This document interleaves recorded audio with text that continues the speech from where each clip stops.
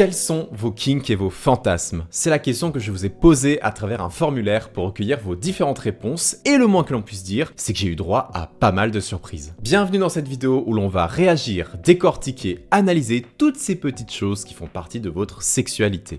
Il faut savoir que j'ai reçu plus d'une centaine de réponses, ce qui m'a permis de réaliser certains classements, certaines corrélations en fonction de la tranche d'âge, du genre, etc. Même si, attention, je le précise, on reste sur un petit échantillon de réponses. Et à noter également que cette vidéo n'a aucune portée scientifique. Ce n'est pas une étude ou un quelconque travail de recherche. Voilà, je trouvais juste ça important de le préciser au cas où. Alors je sais que la différence entre kink et fantasme n'est pas toujours évidente, donc je me permets juste de faire un petit rappel. Un fantasme, c'est quelque chose que tu n'as jamais pratiqué par le passé, qui est de l'ordre de l'imaginaire, sans forcément vouloir le réaliser pour de vrai. Ça peut être quelque chose d'irréaliste, de mystérieux, et qui ne définit pas nécessairement tes envies sexuelles réelles. A l'inverse, le kink, c'est un petit peu une sorte de pratique, un intérêt sexuel particulier ou un comportement atypique qui sort un petit peu des rapports sexuels classiques, qu'on nomme souvent des rapports vanille. C'est quelque chose que tu as vraiment envie d'essayer dans ta vie, c'est quelque chose de concret, sachant que ça peut aller de l'utilisation de certains objets à des jeux de rôle, en passant par des parties du corps, etc. Je vous renvoie à ma vidéo YouTube Comment avouer ses fantasmes à son ou sa partenaire qui vous explique tout cela plus en détail si jamais ça vous intéresse. Allez, passons maintenant aux choses sérieuses, le classement des kinks les plus cités.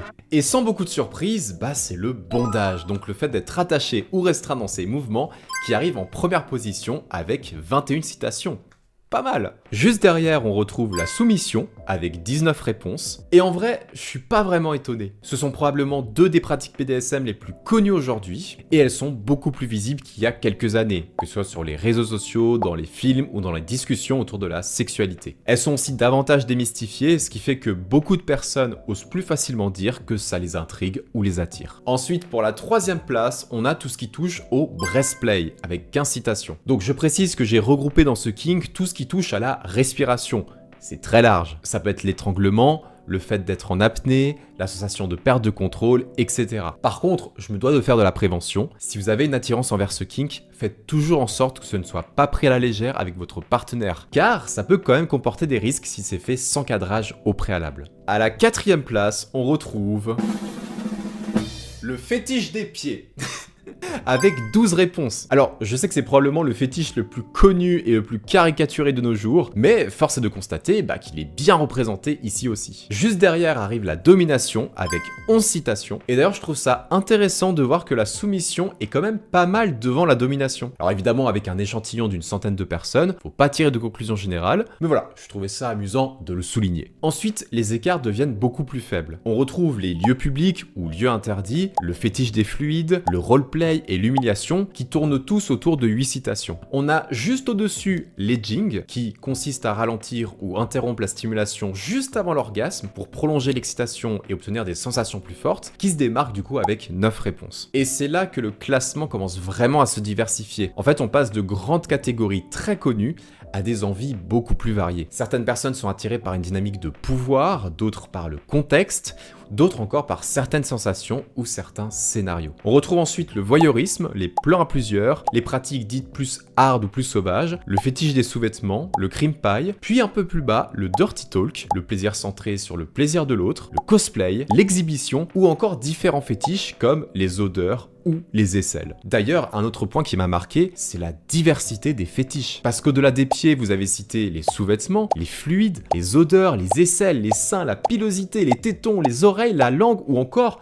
le nombril. Comme quoi, il existe autant de préférences que de personnes. Et c'est probablement la partie du classement où les réponses sont les plus dispersées. Et puis, plus on descend dans le classement, plus on tombe sur des pratiques assez spécifiques. Le sexto, le pegging, le glory hole, le frotting, le sexe non pénétratif, le cybersex, le latex, les jeux autour de la température, le fist, le money slave, le partner share, le press kink, ainsi que des pratiques plus classiques comme la levrette ou le sexe oral. Alors, certaines de ces réponses n'ont été citées qu'une seule fois, mais je trouve ça justement intéressant. Ça montre qu'il existe une immense diversité de kinks et qu'il est finalement assez rare que deux personnes aient exactement les mêmes préférences. Et évidemment, il y avait aussi quelques réponses auxquelles je ne m'attendais pas du tout. J'ai eu les ballons la peinture, les chatouilles, l'humour physique, la croissance musculaire, jusqu'au fait de recevoir une fellation pendant une partie de jeu vidéo. Après tout, pourquoi pas? Putain, c'est pour ça que des fois mes équipiers sur Overwatch ils sont nuls.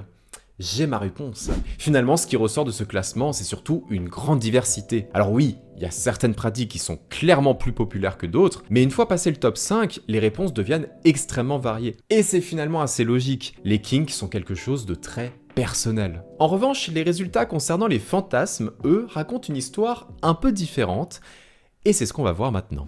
Concernant vos fantasmes, c'est-à-dire des choses que vous n'avez a priori pas encore expérimentées, mais que vous pouvez vous imaginer ou envisager, voilà ce qui est ressorti de vos réponses. En première position, on retrouve les plans à plusieurs, plans à 3, ce genre de choses, avec 12 occurrences. Donc là, clairement, on est sur quelque chose de très collectif, très social dans l'imaginaire sexuel. Juste derrière, on a les lieux publics avec 11 réponses. Et là aussi, on retrouve une idée de transgression, de risque ou simplement d'excitation liée au fait de ne pas être dans un cadre privé. Donc ça m'étonne pas beaucoup. Et en troisième position, avec 5 réponses, on a moi. Les gens ont mis que j'étais leur fantasme. Qu'est-ce que vous voulez que je vous dise? Oh mon dieu. Non mais très bien, super, j'ai compris. On peut continuer maintenant? Merci. Juste après, on retrouve les célébrités, avec également 5 réponses. Ça, c'est assez classique, mais toujours très présent. Fantasmer sur une figure connue, inaccessible, idéalisée. Juste après, on retrouve la soumission, avec 4 réponses. Puis l'orgie, également 4 réponses. Les jeux de fluide, 4 réponses aussi. Puis vient la double pénétration, avec 3 réponses. Tout comme le cosplay, le roleplay. C'est également 3 citations. Donc là, on reste sur des fantasmes qui reviennent un peu moins souvent, mais qui sont clairement encore identifiables dans les réponses. Ensuite, on arrive à des choses un peu plus niches, avec 2 à 3 réponses, comme la spiritualité, le plaisir de l'autre, le faire dans un endroit de luxe, le sexe anal, le faire avec quelqu'un avec une plus forte corpulence, le sexe dans une voiture, ça faut bien que ce soit à l'arrêt par contre, hein, très important. Ou encore le faire avec des jumeaux. Et là on voit quelque chose d'assez intéressant. Certains fantasmes ne sont pas forcément sexuels dans leur structure, mais plutôt liés à une ambiance, une image ou même une idée. Et ensuite, on arrive sur la partie la plus éclectique. Ouais, j'avais envie de placer ce mot, je le trouve un peu stylé. Tout ce qui n'a été cité qu'une seule fois. On retrouve par exemple le soi-même comme objet de fantasme, le partner share, la croissance musculaire, le loud sex, la montgolfière. Oui. Coucher avec un roux ou une rousse, le hard sex, le glory hole, faire une fellation à un homme hétéro en tant que gay, le docking, le loup-garou, le god ceinture, imaginer le plaisir vaginal en tant que gay, la fellation pendant le sommeil, la domination, le voyeurisme sur couple hétéro, les collègues, le fist, le free use, les rugby players, les amis d'un parent, le sex massage, le fait de le faire avec des inconnus, le fait d'être avec un homme hétéro en tant que gay, le bateau, le cuckold ou encore le slime interactif. Ça doit être un concept. Ce qui est fascinant ici, c'est à quel point les fantasmes sont dispersés. Contrairement au kink, il n'y a pas vraiment de bloc dominant, ultra structuré. On passe très vite de scénarios collectifs à des dynamiques de pouvoir, à des images très précises, puis à des idées complètement uniques.